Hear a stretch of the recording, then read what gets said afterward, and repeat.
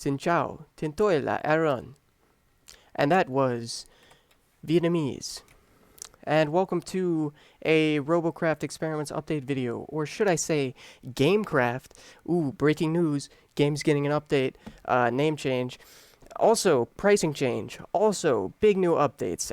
Let's take a look at that, actually. So, major updates here.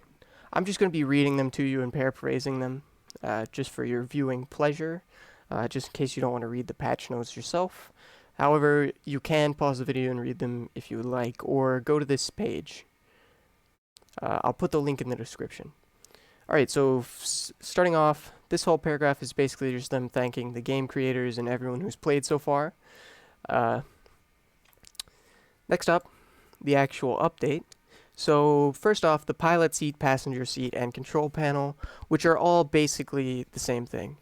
I don't actually know if the passenger seat can use the controls, but the gist behind the control panel slash pilot seat is that you can use your keyboard to control the vehicle or creation or game or whatever it is. However, with the pilot seat, passenger seat, and control panel maybe, if you go upside down, your orientation will change with the seat. Or if you rotate, same thing. So basically the camera orientation will change based on the direction of the seat, except in third person. You can sit in the seats, or stand in the case of the control panel. And that's basically it. They have some instructional videos here on basically how the stuff will work, or preview videos. But moving on to the next feature. The text block. So you can actually set the size of this, do custom formatting and sizing and all that kind of stuff. So as you see here, it's a scalable that can be scaled from 1 by 1 to any size, and you place it and the UI pops up, allowing you to put text on it, and you can format it basically. Now, that's very cool. It can be moved.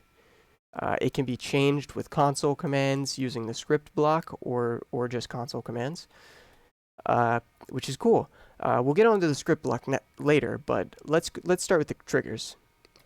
You can see the script block down here. So the triggers are basically just blocks, and you can choose their volume, you can choose their size, just like with any normal block or part, I guess. And what triggers do is basically they detect if a player goes in them, and then, well, they have 3 different states. They detect if a player enters them, exits them, or is within them. So on enter, sends a pulse of electricity signal to all the things that are connected to it conductively, through aluminum basically, or infinitum. When a player enters it. On enter happens when a player enters the zone. On exit happens when a player exits the zone. And on stay happens when a player is staying inside of the zone of the trigger. And you can see these images here.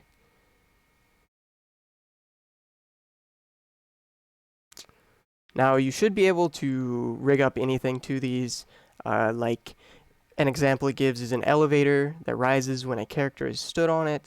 And basically that would work by using the on stay to detect if a player is within the elevator confines, and then if there is, the elevator goes up, basically. And I assume if there isn't, the elevator goes back down.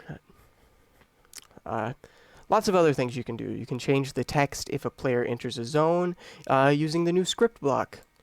The script block is basically a command block from Minecraft. You can run all the console commands within it, except it activates whenever it's applied a signal via the electricity, I presume. A script block placed on the same conductivity cluster as any signal sender can respond to it and trigger console commands. Alright, so you can trigger console commands based on the signal you send to it. Very useful. Next up, saving multiple creations. You can now save multiple creations. A feature that honestly should have been in the game from the start is finally in the game, and it's going to be great. It's going to be wonderful. This is a feature we all wanted from the very beginning, and now we have it. It's very cool. You can set a screenshot as the image, the thumbnail. You can publish your levels. You can publish your levels to Workshop. Now, they finally have Workshop integration in the next update, and so we'll be able to publish, or in the works, maybe not in the next update, but we can publish our levels to the Steam Workshop. Others can rate them, download them, etc., etc. You can see, apparently we'll be able to see in-game all the viewers, subscribers, likes and dislikes on it. We'll be able to change the name, etc. People can subscribe to our game, sort by most popular, basically everything you can usually do in the Steam Workshop, which is very cool, and will allow for a lot of interactivity that we didn't have before. But next up, the in-game command, another extremely useful command, which basically says whether the player wins or loses. You can put whatever text you want, whatever format, anything. You can trigger it using a script block, of course. It's a new command. You can trigger it using the console, I guess, but that's less useful to game creators. Basically, this allows us to have clear win and loss conditions, which is much better for a game-creating simulator, right? For example, in this level, in Josh's level, one of the basically wipeout levels, if you fall off and hit the ground, you lose, and then you have to start over, which is interesting. Now, one thing that isn't mentioned in this update that would be nice for level creation is maybe checkpoints or something like that. But on to the next thing. Actually, they say right here, in the future they will add counter blocks, timer blocks, logic blocks, etc. So we'll be able to do proper logic, which is very cool that they have confirmed that they're going to do different kinds of blocks, that we can do different kinds of logic and stuff with to create our levels and make them better. It's cool. So the next change is they've been working on the physics. They said they'll never stop. So they've made the joints more rigid in this update, and they've also improved some collision between objects and reworked servos and pistons to stop them from glitching through everything. Some levels may have been affected. FreeJam will try to fix some of them, but if you fix them yourself or upgrade them with things like the pilot seat, please do let them know. Next up, materials and coloring. So, as you all know right now, or maybe you don't, there's only a few colors of materials and only 4 different types. So if you want yellow, you have to use aluminum. If you want red, you have to use infinitum, and it's not even solid red. If you want black, you have to use rubber, and you get issues with conductivity with that and bounciness, and the materials maybe not the right pattern because it has a different pattern than aluminum. Well, in the future, we'll be able to paint colors of the cubes, and there will also be other types of materials like carbon fiber, wood, ice, brick, tile, and others that they have planned, which is very cool. Next up, they're aiming to have this whole. They're aiming to have all of this done by Halloween, and they say it's a lot to do. So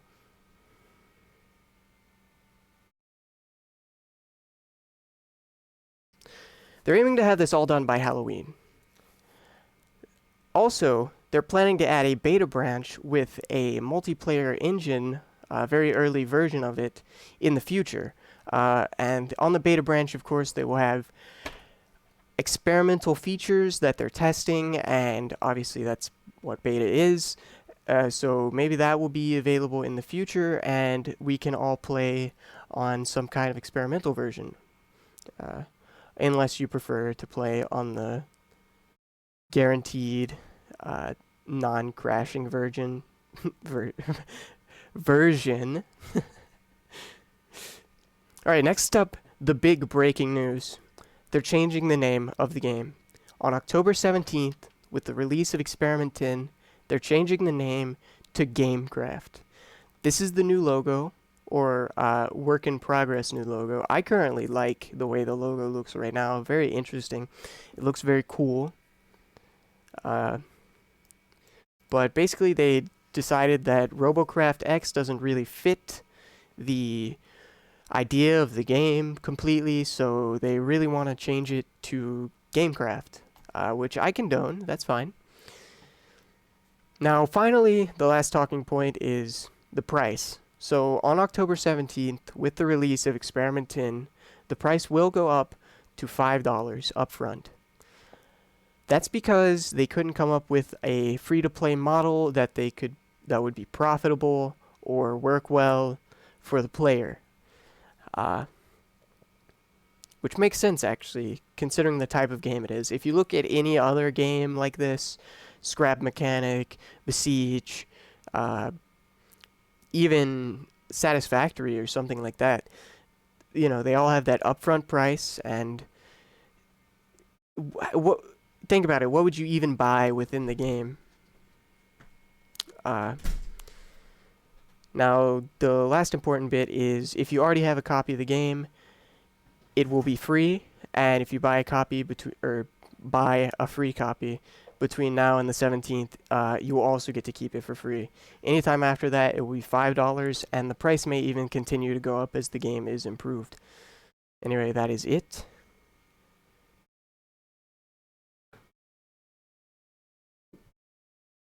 Comment, subscribe, like, comment.